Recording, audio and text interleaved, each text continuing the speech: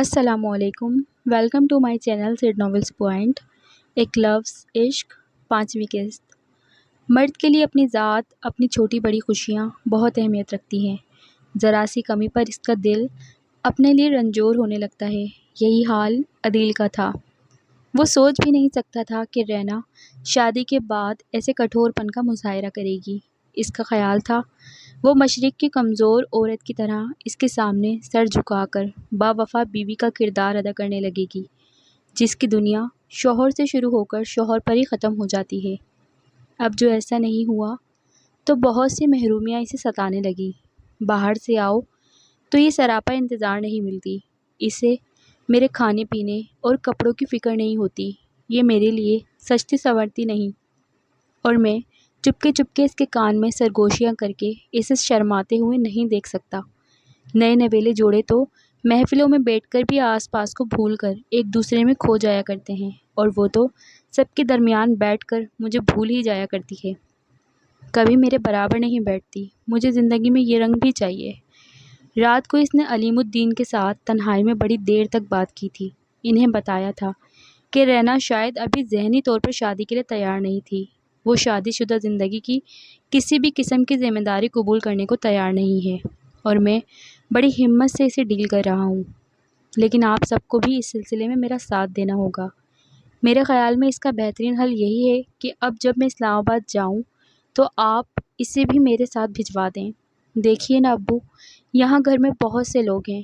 وہ مجھے نظر انداز کر کے کسی کے بھی پاس جا بیٹھتی ہے۔ واقعی اس کی بات معقول تھی۔ یہ تو وہ بھی دیکھ رہے تھے۔ رینا کے چہرے پر نئی دلہنوں والا نکھار نہیں تھا۔ وہ تو بالکل پہلے جیسے ہی دکھتی تھی۔ اب تک وہ اس کی ذمہ داری عدیل کے سر ڈال کر اس سے کسی روز سختی سے بات کرنے کا سوچ رہے تھے، لیکن آج عدیل نے پہلے خود یہ بات کر کے سب کلیئر کر دیا تھا۔ ٹھیک ہے، تم اسے اپنے ساتھ لے جاؤ۔ وہ میرے کہنے کو اہمیت نہیں دے گی۔ یہ آپ کہیں گے تو ہی تیار ہوگی۔ میں کہہ دوں گا، انہوں نے تسلی دی تھی۔ ڈرائیونگ کے دوران عدیل نے اس سے 2-3 بار بات کرنے کی کوشش کی تھی، لیکن وہ سپاٹ چہرہ لیے کھڑکی سے باہر دیکھتی رہی۔ اس کی بات دھیان سے سنی ہی نہیں۔ رینا کا خیال تھا اسلام آباد کے کسی اچھے سے رہائشی علاقے میں اس کا گھر ہوگا، لیکن شہر کی آبادی کے وہاں کوئی آثار ہی نہیں تھے۔ جہاں عدیل نے گاڑی روکی تھی، پرانی لیکن بڑی سی عمارت، جس کے گرد باؤنڈری وال چھوٹی سی تھی، لکڑی کا گیٹ جس کے آر پر دیکھا جا سکتا تھا۔ بے شمار درختوں نے اس جگہ اور اس کے آس پاس ایک چھوٹے موٹے جنگل کا سما پیدا کر دیا تھا۔ عدیل نے ہارن دیا تو ایک مقامی باشندے نے آ کر گیٹ کھولا اور عدیل کو دیکھتے ہی ہاتھ ماتھے پر رکھ کر سلام کیا۔ گاڑی عمارت میں داخل ہو کر ایک بار پھر رک گئی۔ اترو، منزل آ گئی ہے۔ وہ اپنی جانب کا دروازہ کھول کر اترا تو اسے بھی اترنا پڑا۔ 2 سیڑھیاں چڑھ کر برآمدہ تھا اور آگے کمرے بنے ہوئے تھے۔ دروازہ کھول کر وہ کوریڈور میں داخل ہوا اور پھر ایک کمرے میں آ گیا جو یقیناً اس کا بیڈ روم تھا۔ جلدی سے فریش ہو جاؤ، میں چائے کا کہہ کر آتا ہوں۔ یہ ادھر واش روم ہے۔ اور جوں ہی وہ ادھر کو چلی، عدیل کے موبائل کی مخصوص ٹون بجنے لگی اور واش روم کا دروازہ کھولتے ہی اس نے شمع کا نام سنا۔ وہ دروازہ مکمل بند کرنے کی بجائے تجسس میں تھوڑا کھول کر وہیں کھڑی ہو گئی۔ ہاں بھائی، لے آیا ہوں اسلام آباد۔ یار، ابو کا حکم تھا، کیسے ٹالتا؟ اسے تو بس 4 دن کی چاندنی دکھانی ہے۔ نہیں، خفا مت ہو یار، تیری خفگی برداشت نہیں کر سکتا۔ پھر وہ کیا کیا کہتا رہا، اس کے لیے تو بس اتنا ہی سننا کافی تھا۔ اسے سردی محسوس ہو رہی تھی۔ اسے یاد آیا اس کے اٹیچی میں امی نے 2-3 سویٹر بھی رکھے ہیں۔ پتہ نہیں سامان گاڑی سے نکلوایا بھی ہے یا نہیں۔ وہ یہی دیکھنے کمرے سے باہر آئی اور موبائل کان سے لگائے دوسری جانب رخ کیے دھیمی آواز میں بول رہا تھا، ابھی کہاں، لاہور میں ہی پھنسا ہوں، بس کچھ کام پڑ گیا ہے۔ 10-15 روز تک اسلام آباد آ سکوں گا اور آتے ہی تم سے ملوں گا۔ میں جتنا اداس ہوں تم اندازہ نہیں لگا سکتی۔ بی بی کچھ چاہیے تھا۔ سامنے کچن میں ادھیڑ عمر ملازمہ چائے بنا رہی تھی۔ اسے دیکھا، سلام کیا، پھر پوچھنے لگی، اور عدیل نے مڑ کر دیکھا، پھر موبائل آف کر دیا۔ باہر کیوں آ گئیں؟ سامان چاہیے تھا اپنا۔ ہاں، وہ رفیق لا رہا ہے، تم اندر چلو۔ ایک تو یہاں ویسے بھی سردی لاہور سے زیادہ ہوتی ہے اور علاقہ بھی کھلا ہے۔ میرا خیال ہے رات کو ہیٹر آن کرنا پڑے گا۔ تم سویٹر لے کر آئی ہو نا؟ اس پر نظر پڑی تو پوچھنے لگا۔ رینا نے اس بات میں سر ہلا دیا۔ فکر نہ کرو، ہم کل مزید شاپنگ کر لیں گے۔ ایک آدھ ہی کافی ہے، مجھے زیادہ عرصہ یہاں رہنا تو ہے نہیں، وہ بڑی بے نیازی سے بولی تھی۔ کیا مطلب؟ تو پھر کہاں رہنا ہے؟ اس نے بھویں سکوڑ کر پوچھا۔ واپس جانا ہے مجھے۔ خیر دیکھا جائے گا، اور فی الحال تم میرے بہت اچھے موڈ کو خراب مت کرو۔ کتنے کمرے ہیں اس گھر میں؟ وہ پوچھنے لگی۔ بہت سے ہیں، لیکن صرف 3 ہی سیٹ کیے ہیں، ایک گیسٹ روم، ڈرائنگ روم اور یہ میرا بیڈ روم۔ کدھر ہے گیسٹ روم؟ میں اپنا سامان ادھر ہی رکھواؤں گی۔ تماشا مت بناؤ، یوں رہوگی تو گھر کے ملازم شک کی نظر سے دیکھیں گے۔ کچھ تو سوچ لیا کرو، عدیل نے جھنجھلا کر کہا تھا۔ دماغ تو مرد کے پاس ہوتا ہے، عورت کے پاس تھوڑا ہی، رینا نے جتایا تھا۔ بہرحال تم اسی کمرے میں رہنا ہے، اور ہاں تم نے دیکھا ہی ہوگا برآمدے کے آگے گرل لگی ہوئی ہے، صرف اندر آنے کا ایک ہی دروازہ ہے، وہ بھی لوہے کی مضبوط جالی کا ہے۔ یہ سب اس لیے ہے کہ اس علاقے میں بھیڑیے، بندر اور جنگلی بلیاں بہت ہیں، کبھی کبھی چیتے بھی دیکھے گئے ہیں۔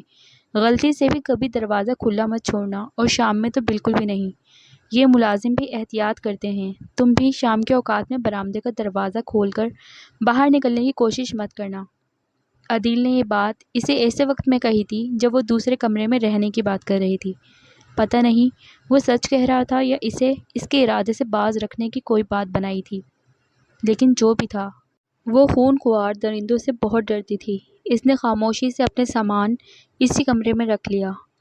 صبح عدیل کا موڈ بے حد خوشگوار تھا، اور وہ بہت بد مزاج ہو رہی تھی۔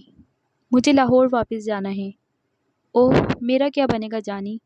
بڑے رومانٹک انداز میں اس نے کہا تھا۔ تبھی موبائل کی مخصوص ٹون بجنے لگی، اور رینا جتاتے ہوئے انداز میں طنزیہ ہنسی ہنس پڑی۔ شک نہ کیا کرو، مینیجر کا فون ہے، اسکرین کی جانب نظر ڈال کر وہ کہہ رہا تھا۔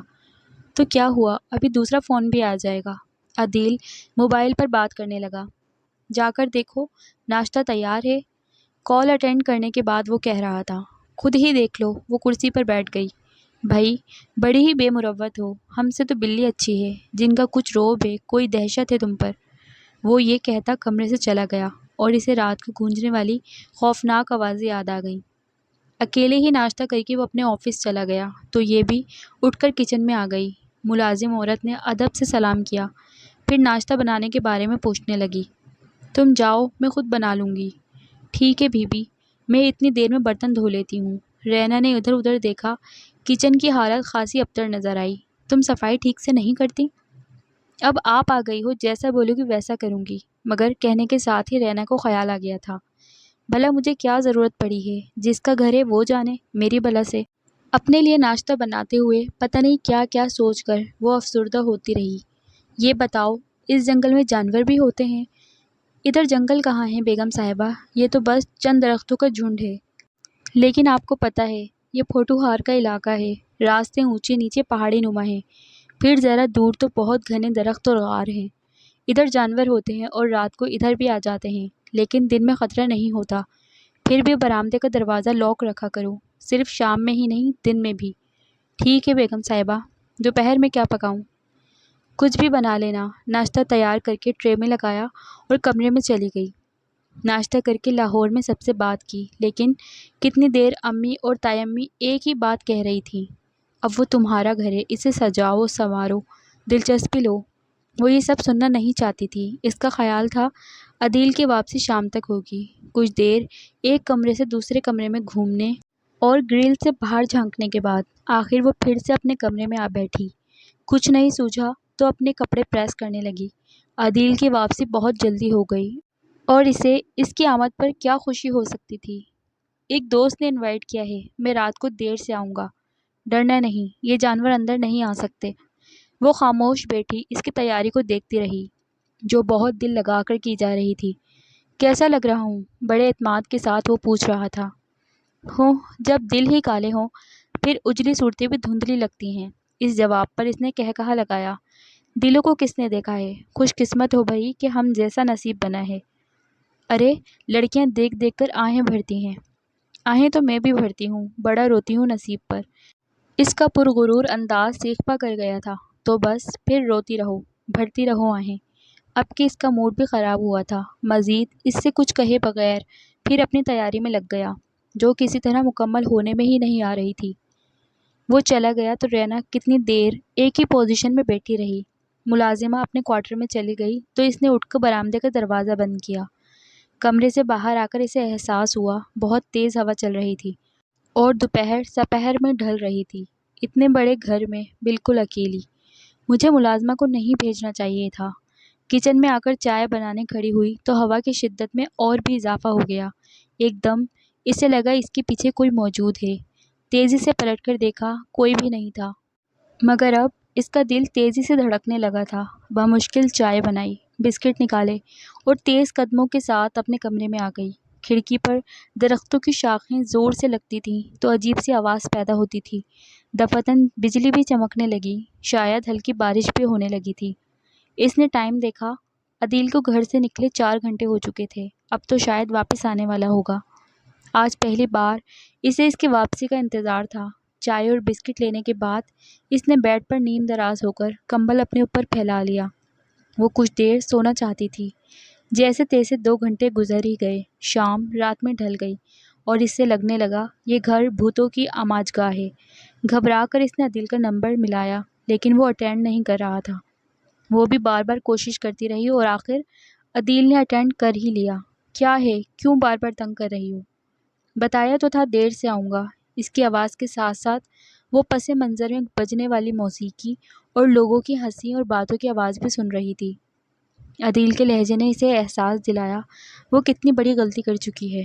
کیا ضرورت تھی مجھے اس کا نمبر ملانے کی؟ اب وہ خود سے الجھ رہی تھی۔ اسے احساس ہی نہیں ہوا غصے اور دکھ کی اس کیفیت میں خوف کی کیفیت کم ہو گئی ہے۔ باہر سے آتی آوازیں اب کم ہو رہی تھیں، شاید آندھی کا زور ٹوٹ رہا تھا۔ جانے کب اسے نیند آ گئی، جانے کتنی رات بیت رہی تھی کہ اس کی آنکھ اپنے موبائل کی رنگ پر کھلی۔ عدیل کا نام اسکرین پر روشن ہو رہا تھا۔ جی چاہا آف کر دے، پھر کچھ سوچ کر کان سے لگا لیا۔ برآمدے سے باہر کھڑا ہوں، دروازہ کھولو۔ اور وہ بستر چھوڑ کر اٹھ کھڑی ہوئی۔ سو گئی تھی؟ بطولہ کہاں ہے؟ کون بطولہ؟ ارے بھائی وہی عورت جو یہاں کام کرتی ہے۔ کمال ہے، تم نے ابھی تک اس سے نام بھی نہیں پوچھا۔ وہ بڑا فریش اور خوشگوار موڈ میں دکھائی دے رہا تھا۔ وہ دوپہر میں اپنے کوارٹر میں چلی گئی تھی۔ اوفو، جانے کیوں دیا؟ وہ تو رات تک ادھر ہی ہوتی ہے، اب دیکھ لیا ہوگا۔ احمق سی بیگم صاحبہ آ گئی ہیں تو چکمہ دے گئی۔ ڈر تو نہیں لگا؟ فون کیوں کیا تھا؟ اسے شانوں سے تھام لیا۔ میں سو رہی تھی، اس نے یاد دلایا اور اس کے ہاتھ ہٹانے چاہے۔ سوتی رہنا یار، سونے کو عمر پڑی ہے۔ لیکن آج موسم بڑا بے ایمان ہے۔ وہ اسی طرح اسے تھامے ہوئے کمرے تک آیا تھا۔ میں اس وقت سونا چاہتی ہوں۔ اس کی مسکراہٹ معدوم ہوئی اور چہرے پر سختی چھا گئی۔ پھر اس نے دونوں ہاتھ پکڑ کر اسے بے بس کیا اور بولا، تمہیں پتہ تو ہے ایک نہیں چل سکتی تمہاری۔ ہر بات میں منمانی، صرف اپنی مرضی اور دھونس بھرا انداز۔ رینا کے پاس ایک ہی حربہ تھا، جب بھی وہ اس سے خوشگوار موڈ چاہتا تھا تو وہ ایسی بات کر جاتی کہ اس کا مزاج بھی درم بھرم ہو جاتا۔ شمع کے فون اب بھی تواتر سے آتے تھے اور عدیل رینا کی موجودگی کی پرواہ نہ کرتے ہوئے بڑے نثار ہونے والے انداز میں باتیں کیا کرتا تھا۔ تم نے شمع سے شادی کیوں نہیں کر لی؟ ایک روز جب اس سے بات کر کے وہ بڑے مزے سے بیٹھا تھا، اس نے پوچھ لیا۔ کر لیں گے، فی الحال نہ اسے جلدی تھی نہ مجھے۔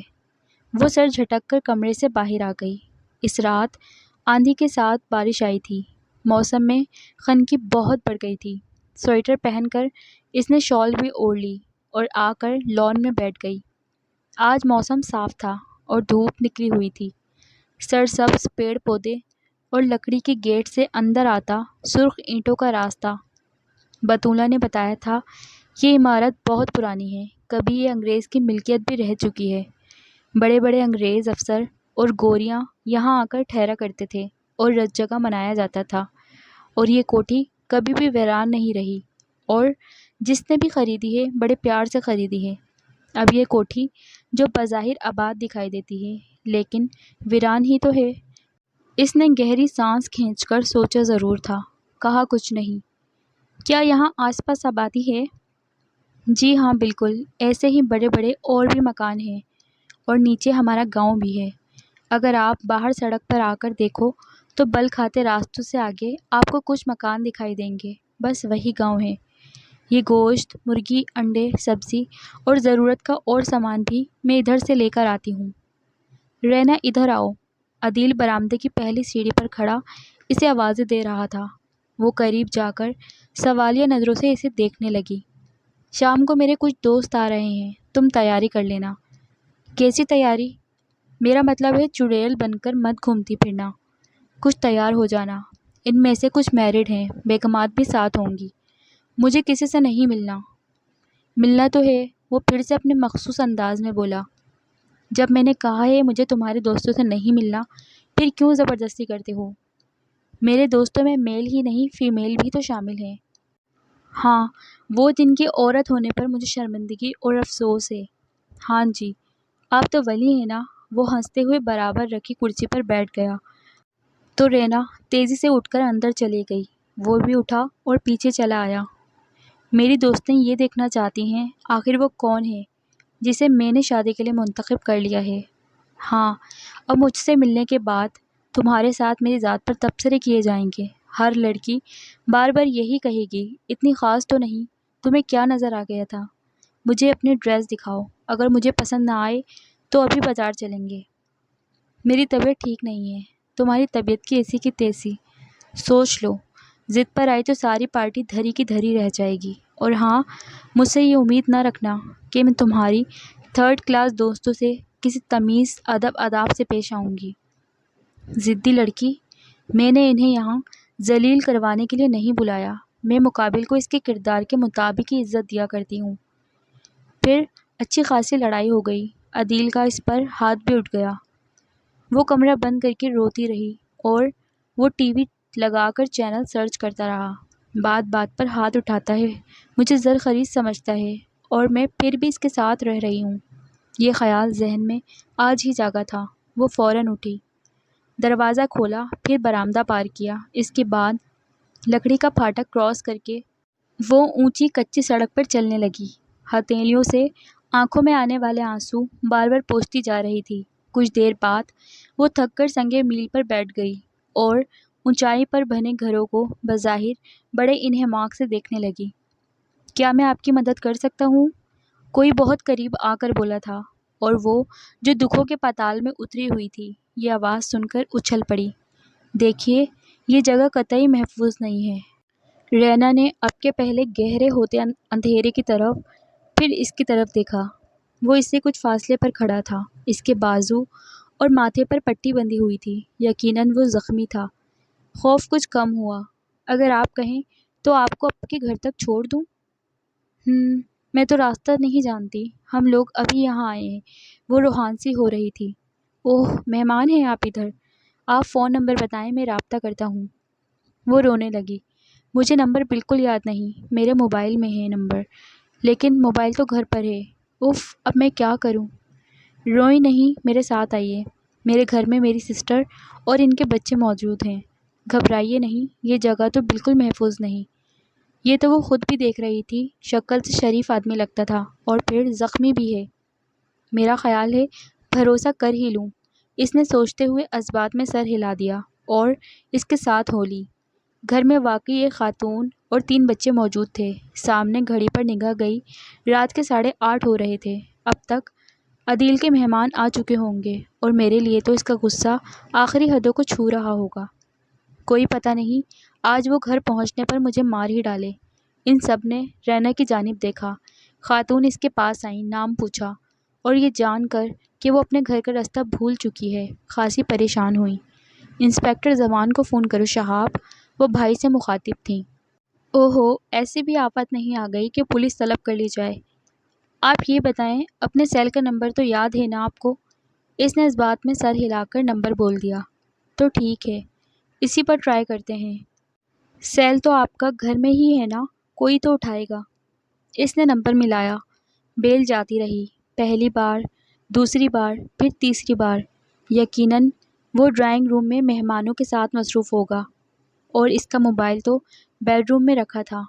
اوہو، آپ کہیں اس پرانے بنگلے میں تو نہیں رہتی جس کے آس پاس بہت سے درخت ہیں؟ اور جس کے دروازوں کھڑکیوں پر تازہ تازہ گرین کلر کا پینٹ کیا گیا ہے، دور ہی سے دکھائی دیتا ہے۔ جی جی بالکل، اس نے جھٹ سے کہا۔ پھر تو پریشانی کی بالکل کوئی بات نہیں، میں اور بچے کبھی کبھار سیر کے لیے اس طرف چلے جاتے ہیں، خوب پہچان ہے اس راستے کی۔ شہاب گاڑی نکالو، میں تمہارے ساتھ چلتی ہوں، راستہ بتاتی جاؤں گی، وہ خاتون اس بار طمانینت سے بولی۔ جس وقت وہ عدیل کی رہائش گاہ پہنچے، سرد رات پر پھیلائے دلوں پر بھی قہر اور خوف اتار رہی تھی۔ وہ دونوں سوچ رہے تھے پتہ نہیں اس کا شوہر کس مزاج کا ہوگا اور اجنبیوں کے ہمراہ اپنی بیوی کو دیکھ کر کس رویے کا مظاہرہ کرے گا، جبکہ وہ اس کی مار سے خوفزدہ تھی۔ تکلیف اور تذلیل کا احساس ابھی سے رگوں پے میں اتر رہا تھا۔ چھوٹی سی باؤنڈری وال سے نظر آ رہا تھا کہ اب وہاں عدیل کی گاڑی کے علاوہ کوئی گاڑی نہیں تھی۔ یقیناً اس کے مہمان جا چکے تھے۔ گاڑی کے ہارن پر خدا بخش نے گیٹ کھولا تھا اور آواز سن کر ہی عدیل بھی باہر آ گیا۔ آپ کی بیگم راستہ بھول گئی تھی، فرح خود نیچے اتری تھی اور عدیل کو بتا رہی تھی۔ اوہ بہت شکریہ آپ لوگوں کا، اندر تو آئیے، وہ بڑی شائستگی کا مظاہرہ کر رہا تھا۔ نہیں، پھر کبھی سہی، فی الحال تو آپ سنبھالیے اپنی معصوم سی بیگم کو، ہم بچوں کو گھر پر اکیلا چھوڑ کر آئے ہیں، ٹھہر نہیں سکتے۔ وہ واپس چلے گئے۔ رینا دھڑکتے ہوئے دل کے ساتھ اندر آ گئی۔ اسے سردی لگ رہی تھی اور وہ بے حد تھکن اور کمزوری محسوس کر رہی تھی۔ کمرے میں آ کر جیسے ہی بیڈ پر بیٹھی، عدیل کی سرد آواز سنائی دی، اپنا تکیہ اٹھاؤ اور صوفے پر چلی جاؤ۔